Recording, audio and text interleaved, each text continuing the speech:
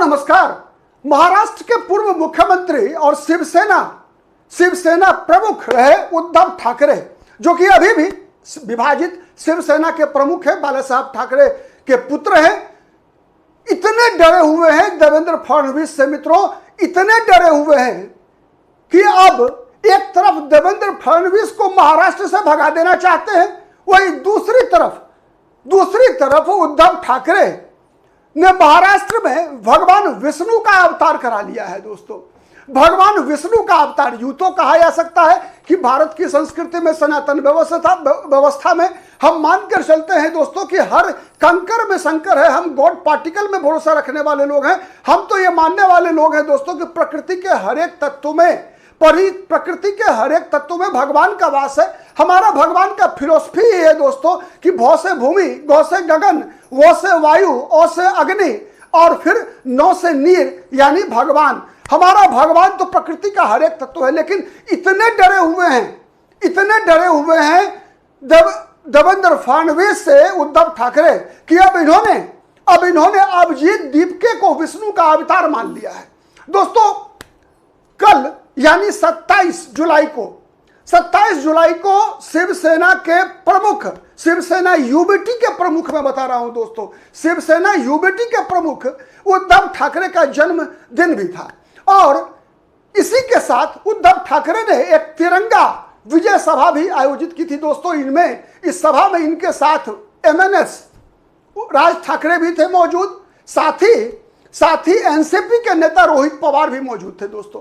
और इस सभा में उद्धव ठाकरे ने कहा कि अंधभक्तों पर राष्ट्रभक्तों की जीत के लिए भगवान विष्णु का अवतार हो चुका है। जिस प्रकार से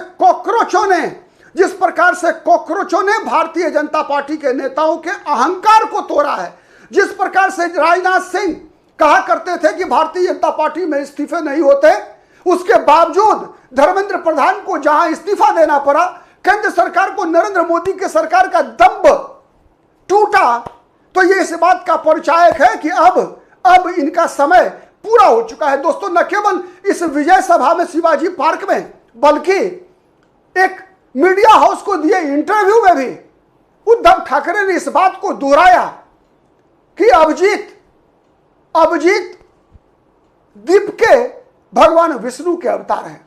दरअसल समझने का प्रयास करते हैं, इसी विषय पर समझने का प्रयास करते हैं कि अभिजीत दीपके में भगवान विष्णु क्यों दिखाई दिया उद्धव ठाकरे को, और साथ ही क्या यह अभिजीत दीपके भगवान विष्णु देवेंद्र फडणवीस से मुक्ति दिला पाएगा उद्धव ठाकरे को। दरअसल उद्धव ठाकरे को देवेंद्र फडणवीस से कष्ट है दोस्तों, डर है उद्धव ठाकरे को देवेंद्र फडणवीस से, क्योंकि देवेंद्र फडणवीस के महाराष्ट्र की राजनीति में 2014 में उदय के बाद से शिवसेना जो कि बड़ा भाई हुआ करती थी महाराष्ट्र की राजनीति में, भारतीय जनता पार्टी से बड़ी पार्टी हुआ करती थी शिवसेना, चाहे बाला साहब ठाकरे का दौर हो या बाला साहब ठाकरे के बाद उद्धव ठाकरे का दौर हो दोस्तों, भारतीय जनता पार्टी के राज्य स्तरीय नेताओं की बात को छोड़ दीजिए, भारतीय जनता पार्टी के राष्ट्रीय नेताओं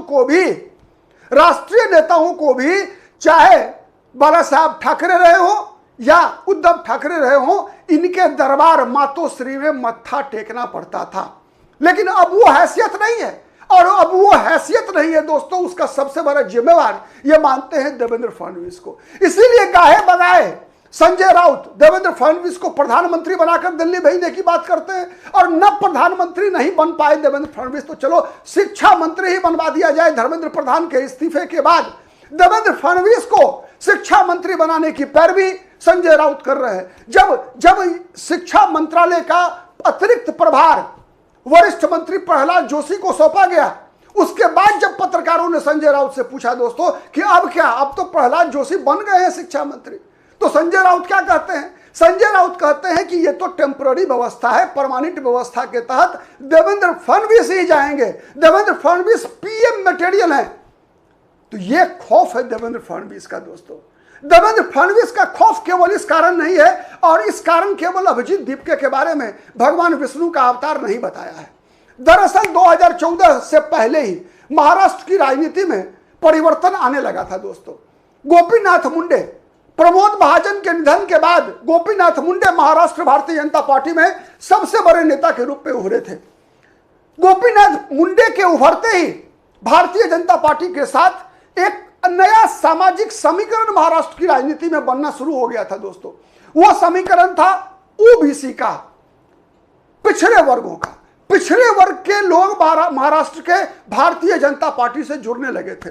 स्वयं गोपीनाथ मुंडे पिछड़ी जाति से आते थे, दलित समाज से आते थे, एकनाथ खड़से अति पिछड़ी जाति से आते थे। कई ऐसे भारतीय जनता पार्टी ने नेतृत्व दलित ओबीसी समाज के लोगों को उभारा महाराष्ट्र में। मराठा वर्ग जो पारंपरिक रूप से मराठा वोट के लिए भारतीय जनता पार्टी शिवसेना पर आश्रित रहा करती थी दोस्तों, इस भारतीय जनता पार्टी में विनोद तावरे एक बड़े मराठा नेता के रूप में महाराष्ट्र में की राजनीति में उभर कर आए। लेकिन भारतीय जनता पार्टी की नई रणनीति जो बनी थी दोस्तों 2014 लोकसभा चुनाव के इर्द गिर्द, याद रखिएगा उन दिनों गोपीनाथ मुंडे जीवित थे। गोपीनाथ मुंडे का निधन, जो दुर्घटना घटी दोस्तों, वो नरेंद्र मोदी की सरकार बनने के बाद घटी। और गोपीनाथ मुंडे नरेंद्र मोदी की पहली सरकार में केंद्र में मंत्री बने थे। लेकिन कुछ ही दिनों के बाद, उनके निधन के बाद वो क्रम जारी रहा। भारतीय जनता पार्टी जिस नए समीकरण पर महाराष्ट्र में राजनीति कर रही थी दोस्तों, उस राजनीति के केंद्र में जो एक समीकरण था, जैसे गुजरात में भारतीय जनता पार्टी ने पाटीदार की जो राजनीति पर वर्चस्व था, चाहे सरकार किसी की बने, चाहे सरकार कांग्रेस की बने, चाहे सरकार 1977 में जनता पार्टी की बनी हो, चाहे बाद में चिमन भाई पटेल जनता दल के मुख्यमंत्री बने हो भारतीय जनता पार्टी के समर्थन से, या फिर भारतीय जनता पार्टी की अपनी सरकार बनी हो और केशु भाई पटेल मुख्यमंत्री बने हो, वर्चस्व गुजरात की राजनीति में पाटीदारों का रहा, पटेलों का रहा। लेकिन नरेंद्र मोदी के मुख्यमंत्री बनने के बाद पाटीदारों का वो वर्चस्व टूटा और भारतीय जनता पार्टी की रणनीति और राजनीति का आधार ही बन गया एंटी पाटीदार वोटर्स ग्रुप। वैसे ही जैसे हरियाणा में दोस्तों, हरियाणा में भारतीय जनता पार्टी जब 2014 का विधानसभा चुनाव लड़ रही थी, तो लोग, हर किसी को लग रहा था दोस्तों कि बीजेपी की सरकार बनने के बाद या तो कैप्टन अभिमन्यु मुख्यमंत्री होंगे या फिर धनखड़ मुख्यमंत्री होंगे वहां के। लेकिन इन सब संभावनाओं को नकारते हुए भारतीय जनता पार्टी ने एक गैर जाट मुख्यमंत्री बनाया मनोहर लाल खट्टर को, और वर्तमान में मनोहर लाल खट्टर के बाद नायब सिंह सैनी वहां के मुख्यमंत्री हैं। दोस्तों, जब राजस्थान में भारतीय जनता पार्टी की सरकार बनी 2023 विधानसभा चुनाव के बाद, सबको लगा कि यहां तो भारतीय जनता पार्टी या तो राजपूत को बनाएगी, या फिर जाट को बनाएगी, या फिर गुजर को बनाएगी। लेकिन भारतीय जनता पार्टी ने फिर एक नया प्रयोग किया, एक ब्राह्मण को मुख्यमंत्री बनाया। ऐसे कई प्रयोग भारतीय जनता पार्टी ने किए हैं। हरियाणा में भी नायब सिंह सैनी को मुख्यमंत्री बनाना, किसी ने कल्पना नहीं किया होगा दोस्तों कि कोई सैनी समाज का व्यक्ति हरियाणा में मुख्यमंत्री बन सकता है। वैसे ही जैसे खट्टर, मनोहर लाल खट्टर के बारे में किसी को अनुमान नहीं था कि कोई खत्री समुदाय का व्यक्ति, पंजाबी खत्री, हरियाणा का मुख्यमंत्री लगभग 9 साढ़े 9 साल तक हरियाणा में बनेगा, ये किसी ने कल्पना नहीं की थी दोस्तों। तो वही राजनीति बीजेपी की महाराष्ट्र में भी थी। महाराष्ट्र में मराठाओं का जो वर्चस्व, चाहे सरकार कांग्रेस की बने, चाहे सरकार का मुखिया एनसीपी का हो, चाहे शिवसेना का हो, कहा जाता था कि मराठा राजनीति ही महाराष्ट्र की राजनीति को एक तरह से हैंडल करती है। इस दौर में महाराष्ट्र में भारतीय जनता पार्टी का जो नया समीकरण था दोस्तों, दलित, ओबीसी, ब्राह्मण, यानी गैर मराठा राजनीति को भारतीय जनता पार्टी ने महाराष्ट्र में भी अपनाया।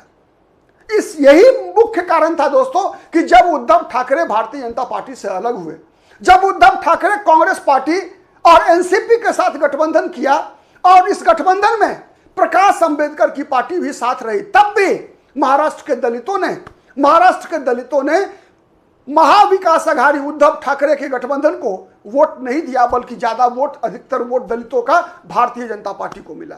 दोस्तों, यही वो ताकत है जिस ताकत को ध्वस्त करने के लिए उद्धव ठाकरे ने अभिजीत दीपके को विष्णु का अवतार बताया है।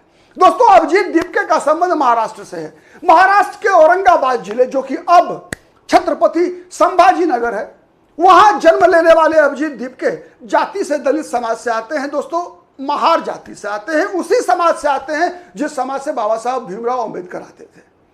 इसीलिए आपने देखा होगा जंतर मंतर पर अभिजीत दीपके के हाथ में लगातार बाबा साहब भीमराव अंबेडकर का फोटो, वैसे बाबा साहब भीमराव अंबेडकर का चित्र लेकर तो आजकल वो लोग भी फैशन बन गया है आज की राजनीति में, बाबा साहब भीमराव अंबेडकर के चित्र को लेकर अपनी राजनीतिक रोटी सेकना।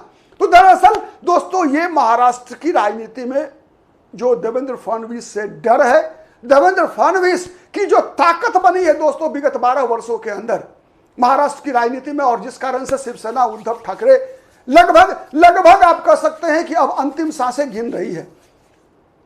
जब किसी को लगता है कि उद्धव ठाकरे की पार्टी फिर से अपने जमीन को रिगेन करने का प्रयास कर रही है, तभी एक ऐसा झटका लगता है उद्धव ठाकरे की पार्टी को कि फिर उद्धव ठाकरे की पार्टी चारों खाने चित हो जाती है। और यही वो दर्द है जिस दर्द के कारण एक तरफ देवेंद्र फडणवीस को संजय राउत के बहाने या उद्धव ठाकरे गाहे बगाहे उनकी पार्टी के कई नेता देवेंद्र फडणवीस के प्रति सहानुभूति दिखाते हैं, शिक्षा मंत्री बनवा देते हैं, प्रधानमंत्री बनवाकर दिल्ली भेजने का प्रयास करते हैं, वही अभिजीत दीपके को भी भगवान विष्णु का अवतार बता रहे हैं।